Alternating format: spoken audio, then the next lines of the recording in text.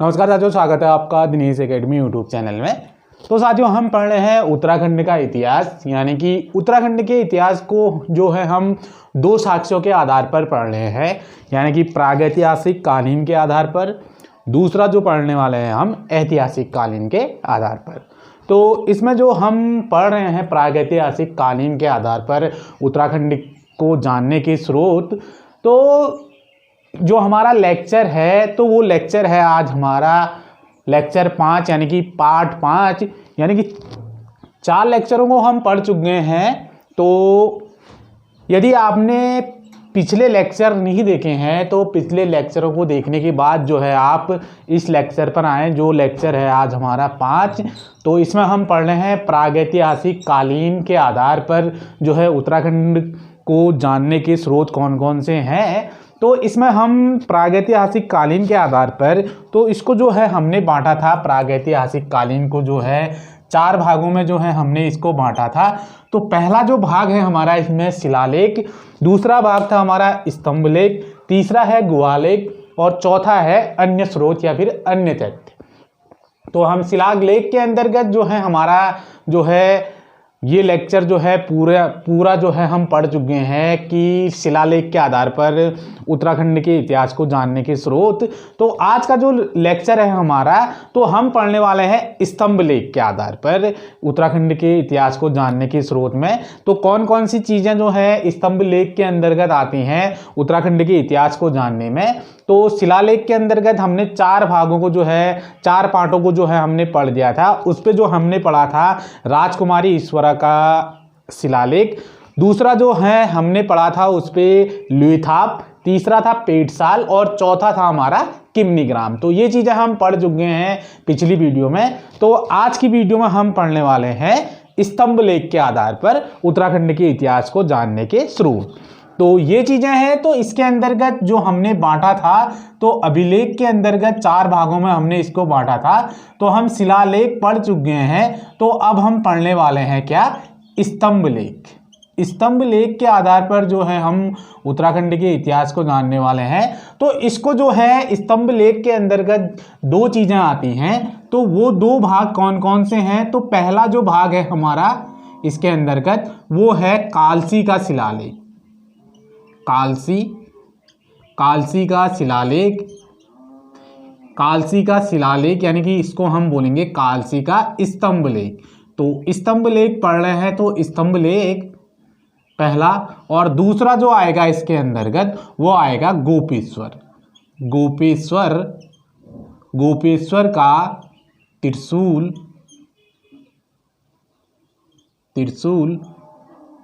स्तंभलेख। तो ये लेक्चर जो है हमारा इस लेक्चर पार्ट 5 में रहने वाला है। तो इसमें हम सबसे पहले पढ़ेंगे, तो वो पढ़ने वाले हैं हम स्तंभलेख के अंतर्गत वो है हमारा कालसी, यानी कि कालसी का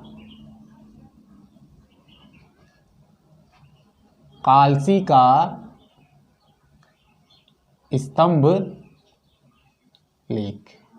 तो कालसी का स्तंभलेख जो है हम पढ़ने वाले हैं। तो देख लेते हैं कालसी के स्तंभलेख में क्या क्या चीज़ें जो हैं हमारी। तो इसको जो हम बांटने वाले हैं कालसी के स्तंभलेख को, तो इसको बांटेंगे हम 5 भागों में। देख लेते हैं क्या क्या चीज़ें जो हैं इसके अंतर्गत कही गई हैं कालसी से संबंधित। तो इस पॉइंट को देख लेते हैं, इसके अंतर्गत क्या क्या चीज़ें हैं जो कि हम उत्तराखंड का इतिहास जो है हम पढ़ रहे हैं। तो परीक्षा वाणिका अध्याय 3। तो देख लेते हैं इसमें क्या क्या चीज़ें जो हैं पॉइंट के अंतर्गत आती हैं कालसी स्तंभलेख के अंतर्गत। तो इसमें हम इसको बांटेंगे 5 भागों में। तो पहला भाग, दूसरा भाग, तीसरा भाग, चौथा भाग और 5वां भाग। तो 5वां भाग, तो सबसे पहले कालसी का स्तंभलेख है। तो इसमें आएगा कि कालसी का स्तंभलेख जो है कहाँ पर स्थित है। तो पहले पार्ट में हम इसको 5 भागों में जो है हमने इसको डिवाइड कर दिया, यानी कि बांट दिया है। तो कहाँ पर स्थित है, पहले भाग में ये जानेंगे कालसी का स्तंभलेख के अंतर्गत। दूसरा जो भाग आएगा कि कालसी का जो है अन्य नाम, यानी कि इसको कुछ अन्य नामों से भी जाना जाता है, तो इसके अंतर्गत आएगा कि कालसी को जो है अन्य किस नाम से जाना जाता है। तो तीसरा जो है दूसरा जो है हमारा अन्य नाम। और तीसरे के अंतर्गत देख लेते हैं कि कालसी का स्तंभ लेख तीसरे पे जो कहा गया है, तो इसमें खोज किसने की थी कालसी के स्तंभ लेख की। तो खोजकर्ता कौन थे इसके, तो इसमें हम ये जानेंगे। और चौथा भाग देख लेते हैं कि चौथा भाग जो है हमारा तो जानकारी, यानी कि किस चीज़ की जानकारी जो है हमें यहाँ से प्राप्त होती है, इससे संबंधित कौन कौन से फैक्ट हैं। तो देख लेते हैं जानकारी। और फिर उसके बाद पांचवें भाग में हम पढ़ेंगे, तो पांचवा भाग आएगा हमारा, तो इसमें हम पढ़ने वाले हैं इसके अंतर्गत, तो वो आएगा हमारा अन्य तथ्य, यानी कि कौन कौन से अन्य तथ्य जो है इससे संबंधित हैं, अन्य तथ्य। तो कालसी का स्तंभ लेख कहाँ पर स्थित है और जो है इसका अन्य नाम क्या है, और उसके बाद इसकी खोज किसने की, जानकारी, इससे संबंधित क्या क्या जानकारियां जो है हमें प्राप्त होती हैं, उसके बाद अन्य तथ्य। तो सबसे पहले जान लेते हैं कि कालसी का स्तंभ लेख कहाँ पर स्थित है। तो कालसी का स्तंभ लेख जो स्थित है हमारा, तो वो है देहरादून में। तो इससे संबंधित सबसे पहले जानते हैं कि कहाँ पर स्थित है। तो ये स्थित है हमारा देहरादून में। तो उत्तराखंड के जो है देहरादून जिले में स्थित है हमारा कालसी का स्तंभ लेख। तो अगला पॉइंट देख लेते हैं कि ये किस नदी पर स्थित है।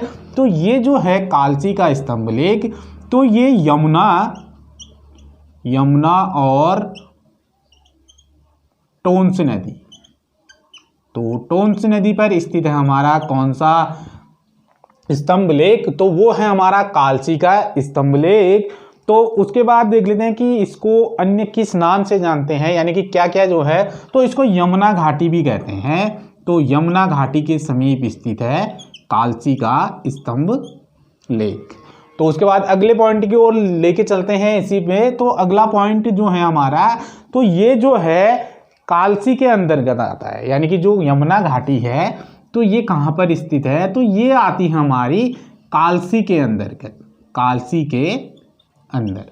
तो स्थित है हमारा क्या, कालसी का स्तंभ लेख, यानी कि यमुना और टोंस नदी के संगम पर स्थित है कालसी का स्तंभ लेख। और कौन से जिले के अंतर्गत स्थित है, तो देहरादून में। और ये जो है घाटी कौन सी है यहाँ पर, यमुना घाटी। और कौन से किसके अंतर्गत जो है ये स्तंभ लेख है, तो ये स्तंभ लेख है हमारा कालसी के अंतर्गत। तो अन्य नाम से जान लेते हैं कि कालसी के स्तंभ लेख को अन्य नाम से किस चीज़ में, यानी कि महाभारत में इसको किस नाम से जाना जाता है, महाभारत में जो है कालसी के स्तंभ लेख को क्या कहा गया है, और पुराणों में जो है इसका क्या नाम है, और जो है जातक कथाओं में इसको किस नाम से जानते हैं। तो देख लेते हैं अन्य नाम क्या क्या है। तो सबसे पहले हम जानेंगे इसको महाभारत काल, यानी कि महाभारत में इसको किस नाम से जाना जाता है कालसी के स्तंभ लेख को।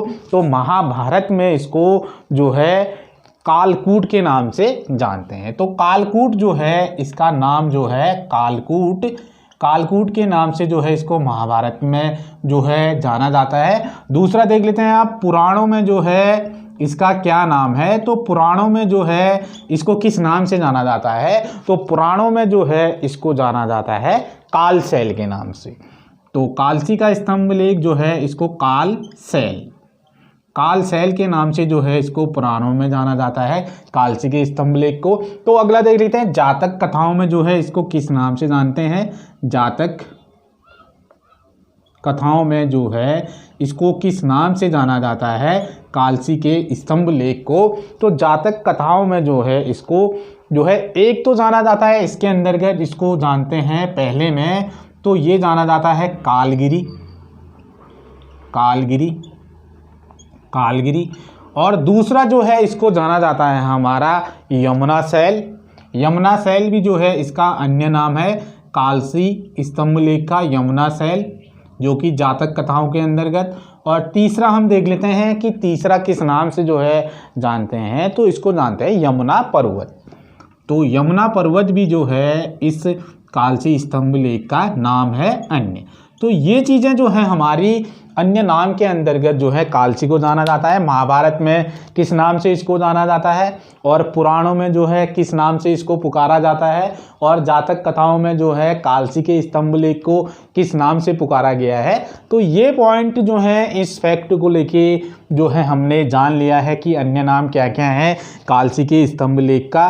तो अब अगले पॉइंट की ओर लेके चलते हैं। तो अगले भाग की ओर कालसी का स्तंभ लेख यानी कि 5 भागों में इसको डिवाइड किया गया है। हम पढ़ रहे हैं अभिलेख के अंतर्गत स्तंभ लेख। तो स्तंभ लेख के अंतर्गत इसको 2 भागों में, कालसी का स्तंभ लेख, दूसरा जो है हमारा गोपीश्वर का त्रिशूल अभिलेख। तो इसमें हम पढ़ रहे हैं कालसी का स्तंभ लेख। तो अन्य नाम खोज के नाम से देख लेते हैं कि तीसरा पार्ट जो है इसका यानी कि तीसरा भाग। तो खोज कब हुई थी कालसी के स्तंभ लेख की? तो कालसी के स्तंभ लेख की जो खोज हुई थी हमारी, तो ये हुई थी सन 1860 ईस्वी में। 1860 ईस्वी में जो है इसकी खोज की गई थी। और इसके खोजकर्ता कौन थे? तो वो थे हमारे इसके खोजकर्ता फॉरेस्टर यानी कि फॉरेस्टर ने जो है इसकी खोज की थी, फॉरेस्टर महोदय। तो फॉरेस्टर इसका नाम है, तो महोदय जो हमने लगा दिया है इसमें। तो फॉरेस्टर महोदय ने जो है इसकी खोज की थी, कब की थी? 1860 ईस्वी में। तो आप देख लेते हैं अन्य जानकारी की ओर लेके चलते हैं, जो है चौथा जो है भाग इसका। तो क्या क्या जानकारियां जो है या कालसी के स्तंभ लेख में क्या क्या चीज़ें जो कही गई हैं, क्या क्या जानकारियां जो है हमें प्राप्त होती हैं, तो देख लेते हैं। तो इसमें सबसे पहला पॉइंट देख लेते हैं जानकारी से संबंधित। तो जो कालसी का स्तंभ लेख है, तो इसको जो है किसने बनवाया था, यानी कि किसने स्थापित किया था उत्तराखंड में? तो ये किया था हमारा अशोक ने। तो अशोक ने जो है इस कालसी के स्तंभ लेख को स्थापित किया था। अशोक ने स्थापित किया था किसको? कालसी के स्तंभ लेख को। तो उसके बाद अगले पॉइंट की ओर लेके चलते हैं। अगला पॉइंट क्या है, यानी कि अशोक जो है किस वंश का शासक था? तो अशोक जो है हमारा मौर्यकालीन शासक था। कौन सा है? तो ये था हमारा मौर्यकालीन शासक जो है अशोक को माना जाता है, यानी कि अशोक महान भी जो है इसको कहा जाता है। तो देख लेते हैं अगले पॉइंट की ओर। तो जो ये कालसी का स्तंभ लेख है, तो कब इसको स्थापित किया गया था? तो ये किया गया था हमारा 257 BC में जो है अशोक ने इसको स्थापित किया था। कौन सा? कालसी का स्तंभ लेख। तो अगले पॉइंट की ओर लेके चलते हैं। तो क्यों करवाया था इसका जो है अशोक ने इस कालसी के स्तंभ लेख को? तो ये क्यों करवाया था स्थापित, क्यों करवाया गया था? तो ये जो करवाया गया था कालसी के स्तंभ लेख को, तो ये करवाया गया था हमारा उत्तरी सीमा के निर्धारण पर।